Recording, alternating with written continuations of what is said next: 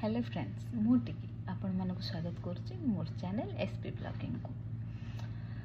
तो सांग मैंने आज गोटे बहुत सुंदर कथा ऊपर आलोचना करार अच्छे तो टिके 5 मिनट समय दे जदि शुणवे बहुत भल लगे।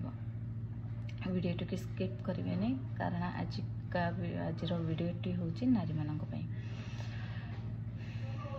मोर गोटे सांग आज मत फोन करथिला से जब भी अपसेट हुए मत फोन करे तो आपन जानी आपण मन में जब किसी अच्छी कि आप टेंशन अच्छे जब क्या सहित सेयार कर बहुत हल्का हो जाए मन एत बर्डन रुहेनी माइंड उपरे तो फ्री लगे।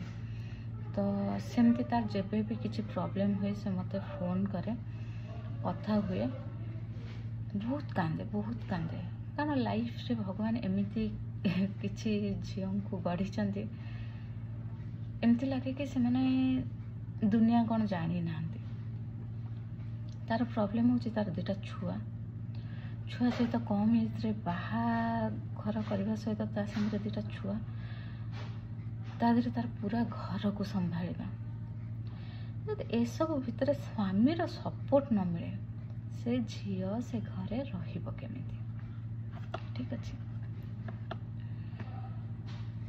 घरर प्रत्येक सदस्य कथा बुझा स्वामी कथा बुझा घरर टोटाल जाक काम करवा ता सहित जदि टिके कथा एपट सेपट है स्वामी टर्चर माने बुझीपार तो दे दनादन दे भी आज भल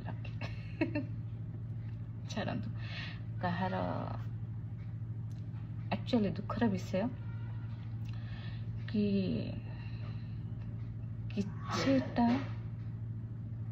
माइचिया पुरुष मानक पाई आम समाज बदनाम सत माइचिया हाँ माइचिया मु कहली जो मैंने स्त्री उपर को हाथ उठाते से माइचिया कहबनी कह कौन कहतु मत आप कमेंट करते ना सासु ससुर जो पुरुष माने स्त्री को भल पाउचंती तांको बाहर को बुलाया पे नहीं जाउचंती तांको सम्मान दउचंती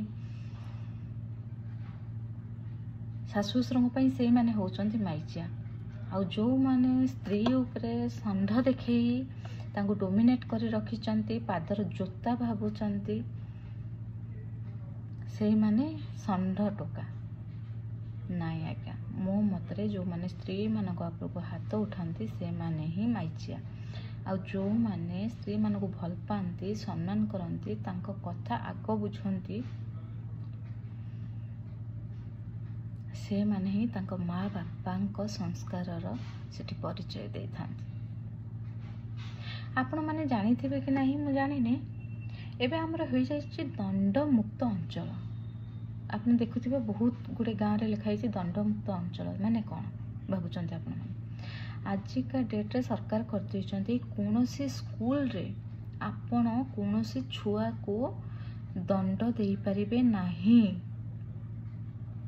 बुझीपार छोट छुआ आगुरी आम पाठ न पढ़ुले जो कहणी आप खाई तो आजिकल छुआ को हाथ मारिदेवे देखा तो टीचर माने गोटे जाबटा दे कहूँ न सस्पेंड जदि छुआ मान हाथ उठे पारनी ताहले तमें गोटे एते माने एजेड झील जी बुद्धि शुद्धि अच्छी बाहा होइछि घर संसार करके आपण मैंने हाथ उठे देवे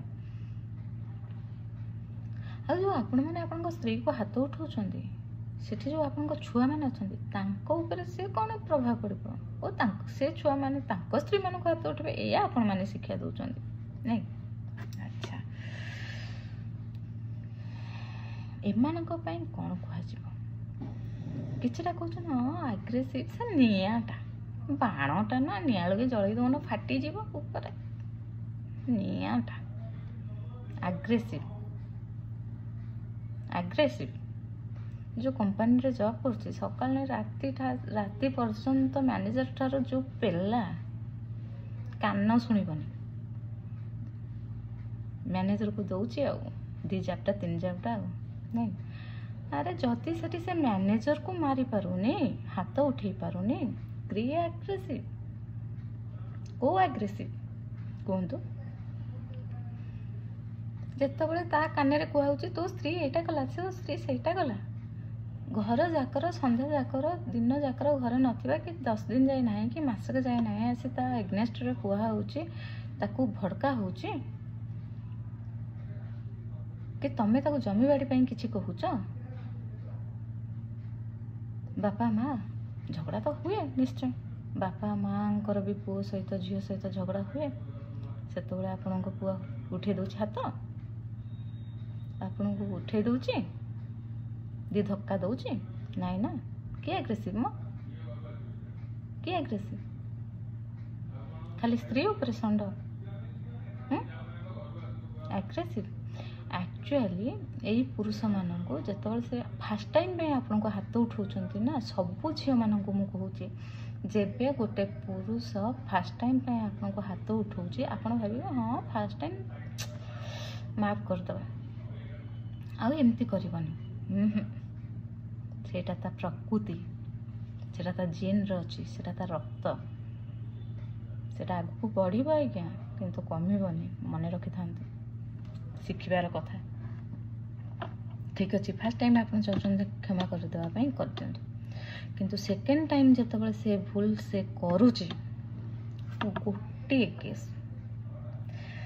ଗୋଟିଏ କମ୍ପ୍ଲେନ୍ ଖାଲି ଯାଇକି ଥାନାରେ କରିଦିଅନ୍ତୁ।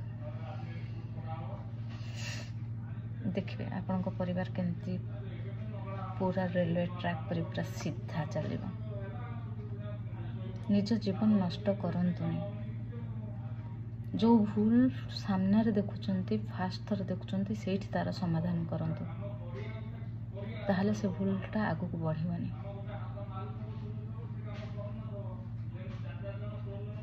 ଆଉ ମୁଁ ସେ ବାପା ମା ମାନଙ୍କୁ କହିବି ଯେଉଁମାନେ ଝିଅମାନଙ୍କୁ ସେଲ୍ଫ ଇଣ୍ଡିପେଣ୍ଡେଣ୍ଟ କରଉନାହାନ୍ତି, +2 10th ପଢ଼େଇଲା ପରେ ବନ୍ଦ କରିଦେଉଛନ୍ତି, ତାପରେ ତାଙ୍କର ବାହାଘର କରୁଛନ୍ତି। ମୋ ଜୀବନ ସେ ଦେଖିଛନ୍ତି କ'ଣ ଦେଖିଛନ୍ତି? କିଛି ପ୍ରୋବ୍ଲେମ୍ ହେଲା, କିଛି ଶ୍ୱଶୁର ଘର ଭଲ ପଡ଼ିଲାନି, ସେମାନେ କରିବେ କ'ଣ? ଆଟଲିଷ୍ଟ ଏତିକି ତ ତାଙ୍କୁ ଶିକ୍ଷିତ କରାନ୍ତୁ ଯେମିତି ସେ ବାହାରେ ଯାଇକି ଟଙ୍କା 10,000 ରୋଜଗାର କରିପାରିବେ, ନ ଡରିକି ରହିବେ, ନିଜେ ରୋଜଗାର କରି ନିଜ ପିଲାକୁ ଗଣ୍ଡେ ଖାଇବାକୁ ଦେଇପାରିବେ। ଯଦି ମୋ କଥାଟା ଆପଣଙ୍କୁ ଖରାପ ଲାଗିଥାଏ ନିଶ୍ଚୟ କମେଣ୍ଟ କରିବେ, ଆଉ ଯଦି ମୁଁ ଠିକ୍ କରିଥାଏ ଗୋଟେ ଲାଇକ୍ ନିଶ୍ଚୟ କରିବେ। ଜୟ ଜଗନ୍ନାଥ।